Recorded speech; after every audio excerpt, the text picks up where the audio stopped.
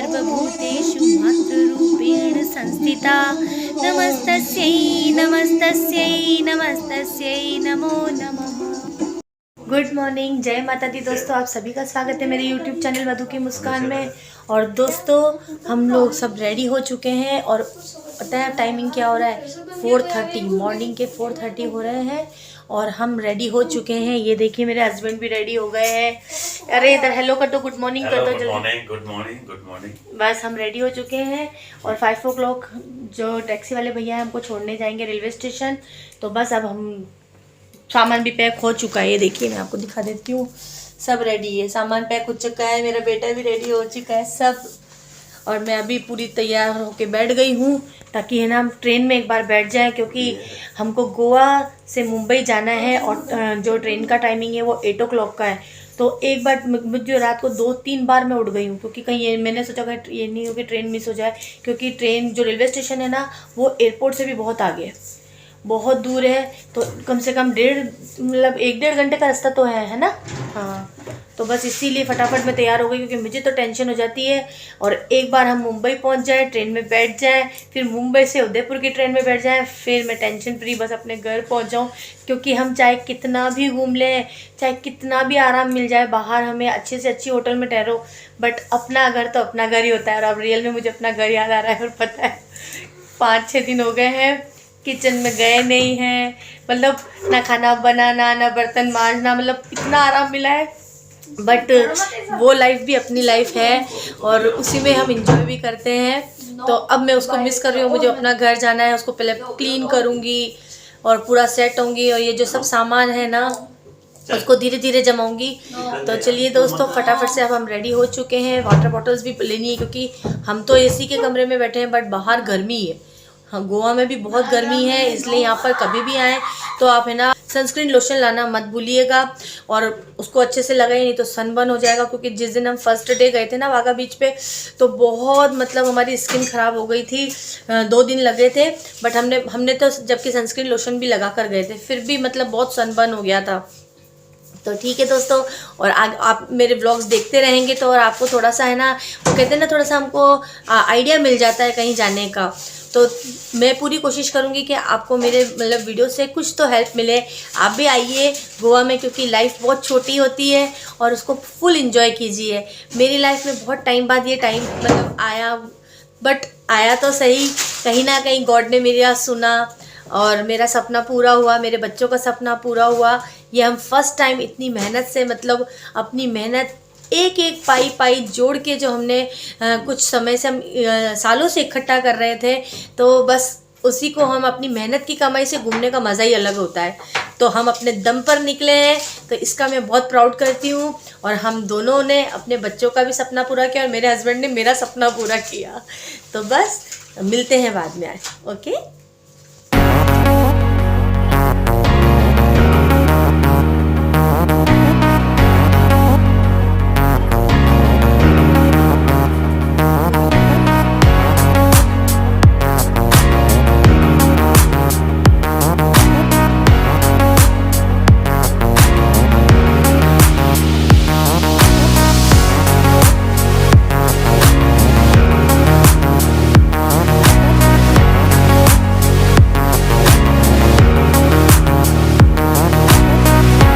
तो दोस्तों आप जब भी गोवा आए ना, एक बात का ज़रूर ध्यान रखना कि जो भी आपका रिसोर्ट है, जो भी आप होटल, जिस भी होटल में आप ठहरे, वो बिल्कुल बीच के पास में हो। क्योंकि है ना वाघा बीच हम रुके थे नॉर्थ गोवा की तरफ, हमने नॉर्थ गोवा घूमा। क्योंकि बीच के पास रहने से क्या रहता है कि आप है ना मॉर्निंग में भी आप बहुत इन्जॉय कर सकते हैं और इवनिंग का भी वहाँ पे बीच का जो मज़ा है ना वो अलग ही है, तो वो भी आप अच्छे से इन्जॉय कर पाएंगे। और हम ठहरे थे नाजरी रिसोर्ट, ये बिल्कुल है ना वाघा बीच के पास में ही है। और स्टाफ बहुत अच्छा था, बहुत कोऑपरेट किया, हमें बहुत अच्छा लगा। और उन्होंने है ना हाँ हमारे साथ में मॉर्निंग में ब्रेकफास्ट भी पैक कर दिया था, और इतना ब्रेकफास्ट था कि हमने लंच भी कर लिया था, क्योंकि बहुत मतलब अच्छा सा उन्होंने हमको हैवी ब्रेकफास्ट दे दिया था। रियल में दोस्तों यहाँ पर 5-6 दिन कहीं निकल गए, सब कुछ भूल गए थे। हम यहाँ आए थे तो इतना अच्छा लग रहा था। बहुत मतलब पीसफुल एरिया है, लोग बहुत अच्छे हैं, बहुत कोऑपरेटिव हैं और बहुत ही अच्छा मतलब यहाँ का एटमॉस्फेयर है। तो मैं आपसे एक बात कहूँगी कि लाइफ में एक बार यहाँ ज़रूर आइएगा। तो दोस्तों आप देख रहे हैं कि हम है ना निकल पड़े हैं। हमें जाना है मडगाँव, जहाँ से हमें रेलवे स्टेशन पे हमें गोवा से मुंबई की ट्रेन पकड़नी है। तो देखिए कितना अंधेरा है, बट हम जब तक स्टेशन पहुँचेंगे तब तक एकदम से रोशनी हो जाएगी।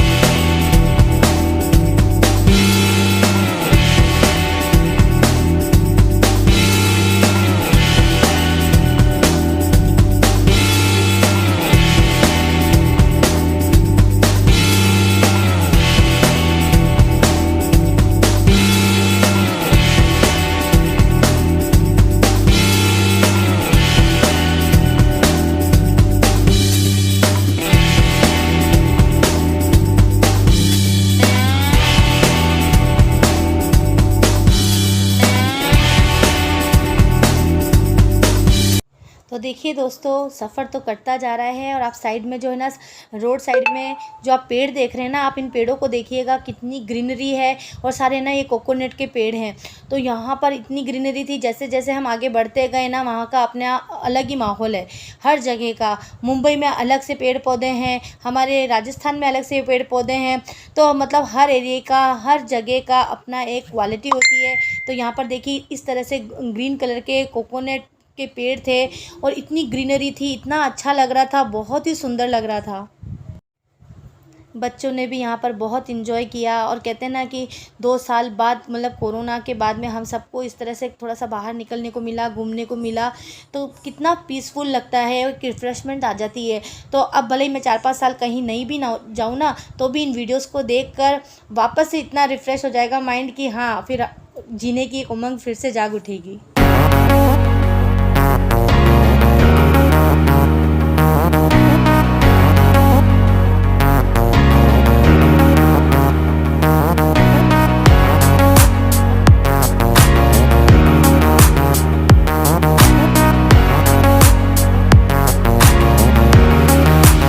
तो देखिए दोस्तों, अंधेरे से रोशनी हो चुकी है और हम आ गए हैं मडगांव रेलवे स्टेशन, जहां से हमें पकड़नी है गोवा टू मुंबई की ट्रेन। और आपको पता है, हम तो बिल्कुल फिक्स एग्जैक्ट टाइम पे आ गए थे, बट ट्रेन 1.5 घंटा लेट थी। तो इतना हम परेशान हुए, क्योंकि मैं रात भर से जगी हुई थी। पता है, कभी एक बार 11:30 बजे उठी, एक बार 2:30 बजे उठी, एक बार 2:45 बजे उठी।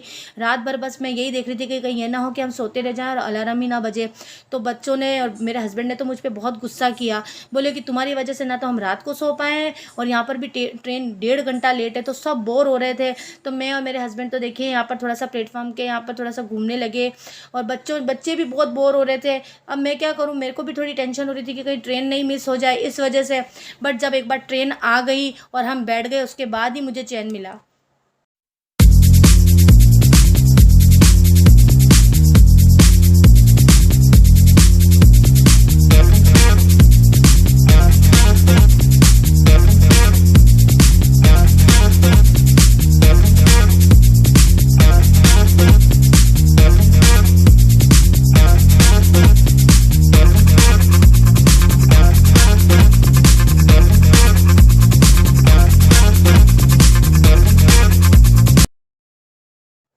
तो दोस्तों फाइनली ट्रेन आ गई और जब हम ट्रेन में बैठ गए तो तब जाके मुझे तसल्ली मिली। और ट्रेन तो क्या एसी की थी ना, तो गर्मी का बिल्कुल भी एहसास नहीं हुआ। रात को बहुत ठंड लगी, तो उसका भी एक कारण था, क्योंकि है ना हम गए थे फ़्लाइट से और फ्लाइट में हम ज़्यादा वज़न नहीं ले जा सकते हैं, है ना। तो इस वजह से मैंने है ना 2 केस जो रखे थे ओढ़ने के लिए, हस्बैंड ने निकलवा दिए। और रात को तो इतनी ठंड लगी कि कुछ ओढ़ने को नहीं था। बट ऊपर जो कपड़े रखे हुए थे ना, तो हम सभी ने 2-2 3-3 टी शर्ट्स डाल लिए थे, क्योंकि रात को बहुत ठंड लगी थी। बाद में हस्बैंड को भी बहुत रिग्रेट हुआ कि मैंने क्यों तुम मतलब निकालने को बोल दिए थे केस। अब देखिए जब हम ट्रेन में बैठ गए तो हमें है ना ब्रेकफास्ट भी मिल गया था, और है ना घर का खाना तो सभी ने बहुत मिस किया, चाहे वो ब्रेकफास्ट हो, चाहे लंच हो, चाहे डिनर, जो मिल रहा था बस वही खा सक रहे थे, क्योंकि जो ट्रेन में मिल रहा था खाना वो तो बहुत ही फीका था। और मेरे बच्चे और मैं, हम सब तो बहुत ही चटोरे, हमें तो चटपटी एकदम स्पाइसी चाहिए। और ट्रेन में मेरी एक दोस्त भी बनी जिनका नाम है मेघना जी, उनकी फैमिली भी बिल्कुल हमारी जैसी थी, तो पता है सफ़र बहुत आसानी से कट गया, उनके साथ बातें करते हुए पता ही नहीं चला, और बहुत अच्छा लगा उनसे बात करके। अभी मैं आपको उनसे आगे मिलवाऊँगी।